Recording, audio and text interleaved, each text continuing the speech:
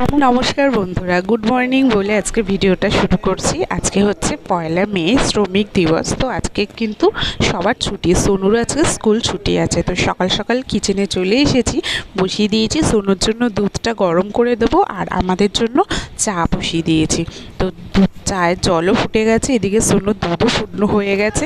আর আমি ততক্ষণে আমার মর্নিং ড্রিঙ্কসটা রেডি করে ফেলি।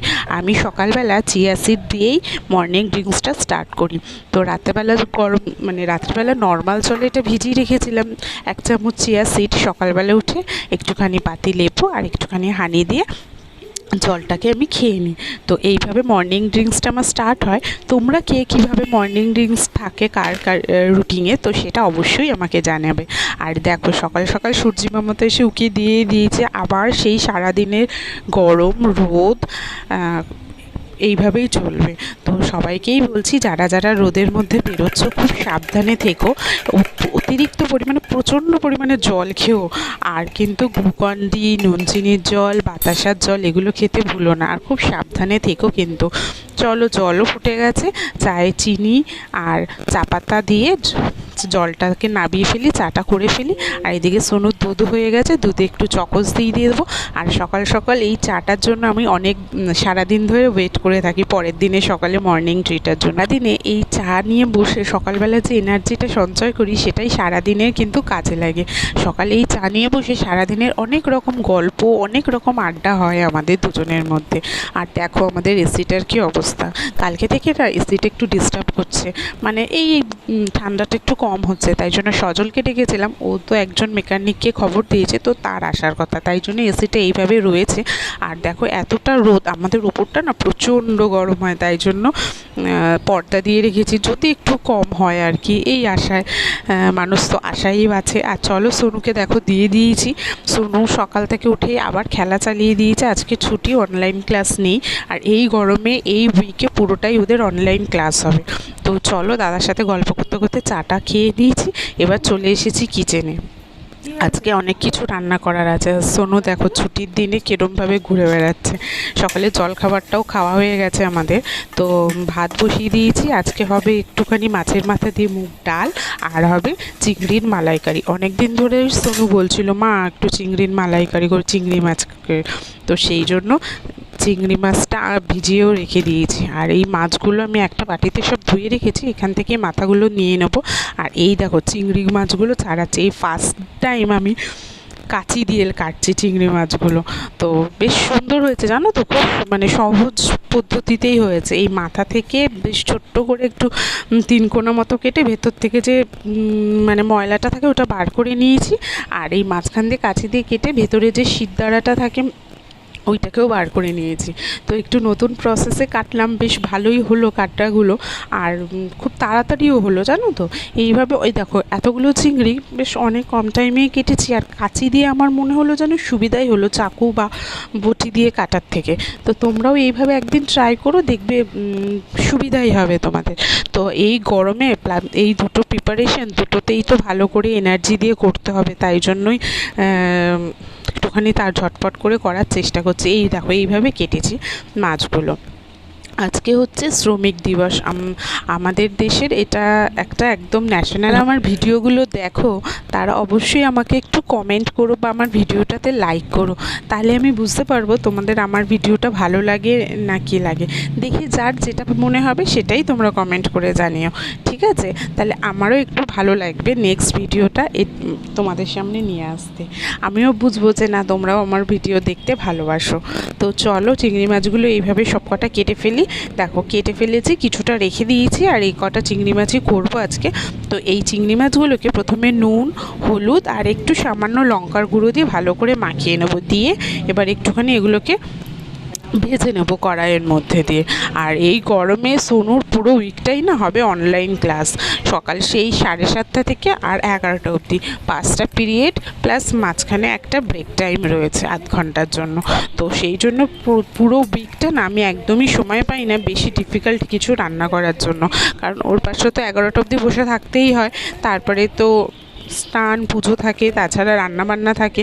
সেই জন্য আজকে যেহেতু ক্লাস নেই, তাই মনে হলো যে আজকেই করে ফেলি এই প্রিপারেশনটা, কারণ এইগুলোতে একটু টাইম টেকিংয়ের ব্যাপার আছে। আর সোনু বলেছে করে তো খাওয়াতেও হবে। আর এদিকে দেখো আমি একটা নারকেল কেটে মানে ওটাকে কুড়িয়ে গরম জল করে ওর মধ্যে ভিজিয়ে রেখেছিলাম। এর থেকে না নারকেলের দুধটা আমি বের করে নেবো। এইভাবে আমি আজকে ফার্স্ট টাইম ট্রাই করছি, দেখা যাক কেমন হয়, তোমাদেরকে অবশ্যই বলবো, তাহলে তোমরাও বাড়িতে ট্রাই করে দেখবে। তো এই যে দেখো ভালো করে পেস্ট করে নিয়েছি, আর নারকেলের দুধটাও কী সুন্দর বেরিয়ে গেছে। এটাই এবার আমি ছাঁকনিতে সুন্দর করে ছেঁকে নেবো, আর যে এক্সট্রাটা থাকবে সেটাকে রেখে দেবো। দেখো ছাঁকনিতে ছেঁকেও নিয়েছি, আর যেটুকু বেরিয়েছে ওটুকু রেখেও দিয়েছি। কোনো রান্নায় এগুলো দেওয়াও যাবে, তো সেই জন্য ওটা আবার একটা টিফিন বক্সে করে ফ্রিজ আপ করবো। তো আর বাকি যে দুধটা আছে সেইটা ব্যবহার করব রান্নার মধ্যে। তো চলো এটা রান্নাটা ঝটপট করে সেরে ফেলি। দেখো কড়াই বসিয়ে দিয়েছি, কড়াইয়ের মধ্যে দিয়ে দেবো সাদা সর্ষের তেল দিয়ে আজকে রান্নাটা করব। আর এই একটা বড় মিক্সির বোল নিয়ে নিয়েছি, যেটার মধ্যে পেঁয়াজ, আদা, রসুন সেটাকেও পেস্ট করে নেব।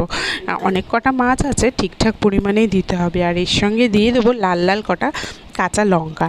লাল কাঁচা লঙ্কা দিয়ে সুন্দর একটা পেস্ট করে নেবো, পেঁয়াজ, আদা, রসুন, আর সঙ্গে থাকবে লাল কাঁচা লঙ্কা। আর প্রচণ্ড কিন্তু গরম লাগছে এই রান্নাটা করার সময়। তো চলো পেস্ট হয়ে গেছে, আর কড়াইতেও আমি দিয়ে দিলাম সর্ষের তেল দিয়ে এবার মাছগুলোকে একটু ফ্রাই করে নিই। এই যে দেখো সুন্দর একটা পেস্ট হয়ে গেছে না, তো এটা দিয়েই হবে রান্নাটা। আর ছোটোবেলায় আমাদের মা চিংড়ি মাছ হলেই আমাদেরও আর কিছু লাগতো না, কিন্তু মা এই প্রসেসে করতো না। মা পেঁয়াজ দিয়ে সর্ষে পোস্ত দিয়ে একটা করতো, কিন্তু ওইটাই আমি আর আমার দিদি এত ভালো খেতাম যে ওইটা দিলে করে দিলে আমাদের আর কিছু লাগতো না। তো ওই রেসিপিটাও তোমাদের সাথে আরেকদিন ট্রাই করব। তো মানে তোমরা অবশ্যই দেখবে রেসিপিটা কেমন, তোমরাও করে দেখবে বাড়িতে, ভালোই লাগবে। তো চলো চিংড়ি মাছগুলো দিয়ে দিই।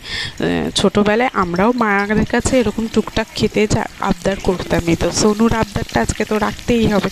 তো চলো করে ফেলি, মাছগুলো ঝটপট করে ফ্রাই করে ফেলি।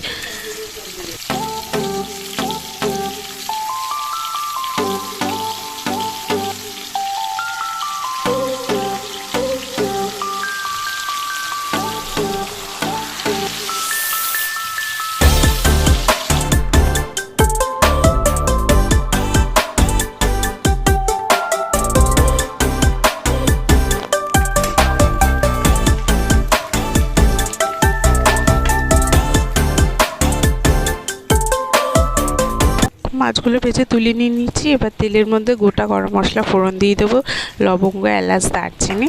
ফোড়নটা ভালো করে হয়ে গেলে তার মধ্যে যে পেস্টটা করে রেখেছিলাম সেই পেস্টটা দিয়ে ভালো করে কষিয়ে নেবো। তো আর এদিকে মাছের মাথা দিয়ে ডাল করতে হবে, তাই জন্য ডালটাও কিন্তু ভালো করে প্রেশারে সিদ্ধ করে রেখে দিয়েছি। ডালটা পরে ফোড়ন দেব। এই যে দেখো পেস্টটা দিয়ে দিই, এবার পেস্টটা দিয়ে ভালো করে কষিয়ে নিতে হবে। তারপরে কিন্তু রেগুলারের যে গুঁড়ো মশলা থাকে সেইগুলো দিয়ে দেবো। তো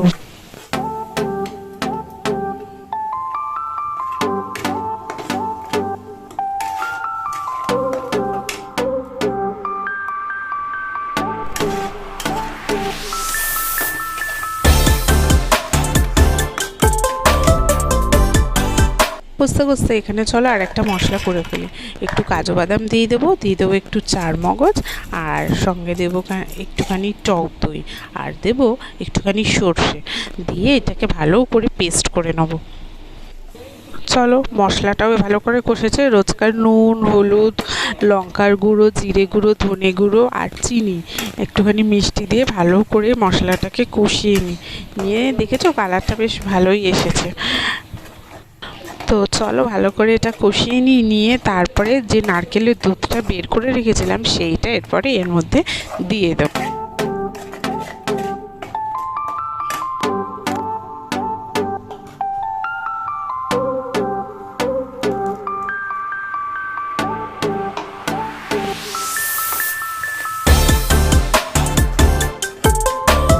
দুধটা দিয়ে দিয়েছি, দিয়ে ভালো করে নাড়াচাড়া করে নিচ্ছি।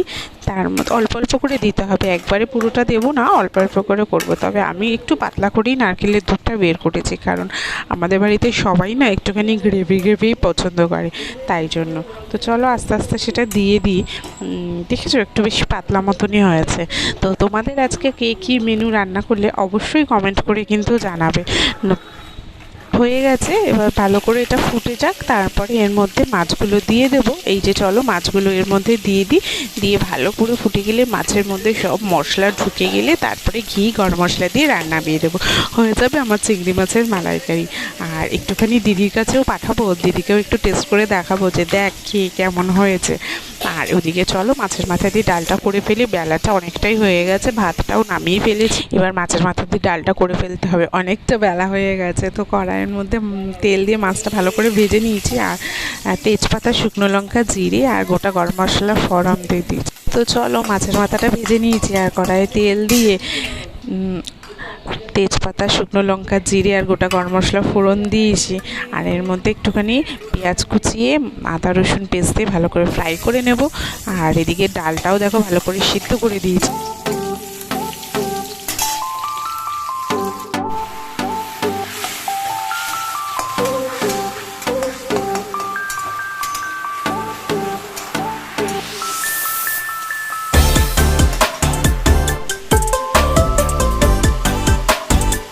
চলো মাছটাও ভালো করে ফুটে গেছে, এরপরের মধ্যে ঘি আর একটু গরম মশলা দিয়ে এটা ভালো করে স্ট্যান্ডিং টাইমে দিয়ে দেবো, তারপরেই হয়ে যাবে রেডি। আর তারপরেই সোনুকে খেতে দিয়ে দেবো। আর এই মশলাটাও দেখো ভালো করে কষে গেছে, এর মধ্যে মাছের মাথাটাকে দিয়ে দেবো, দিয়ে ভালো করে মশলার সঙ্গে মাখিয়ে মিশিয়ে নেবো, যাতে মাছের মাথার মধ্যে সমস্ত মশলার টেস্টটা চলে যায়। তারপরে ডালটা ঢেলে দেবো, দিয়ে ওটাও ভালো করে ফুটে গেলে একটু গরম মশলা আর ঘি দিয়ে নামিয়ে দেবো। হয়ে গেল আজকের রান্না। তো চলো ঝটপট করে সেরে ফেলি। মাছের মাথাগুলো ভালো করে ভেঙে দিচ্ছি, যাতে ডালের মধ্যে না সুন্দর করে মিশে যায় এবং মশলার ফ্লেভারটাও যাতে ওর মধ্যে চলে যায়, খেতে যাতে খুব ভালো লাগে। তো চলো এইভাবেই তো আমি মালাইকারিটা করলাম। তোমরা কিভাবে করো অবশ্যই আমার সাথে একটু শেয়ার করো, ঠিক আছে? তাহলে আমিও নতুন নতুন রেসিপিটা জানতে পারবো। আর এদিকে মশলাটা হয়ে গেছে, এবার চলো ডালটা এর মধ্যে সুন্দর করে ঢেলে দিই। আর বাকি যে কাজগুলো আছে সেগুলো সেরে জানো এই গরমে সন্দেশেরও কত কষ্ট হচ্ছে। একদম সারাদিন খাওয়া দাওয়া করে না, আর খাটের তলায় গিয়ে চুপটি করে শুয়ে থাকে, আর সেই সন্ধ্যের পরে গিয়ে খায়।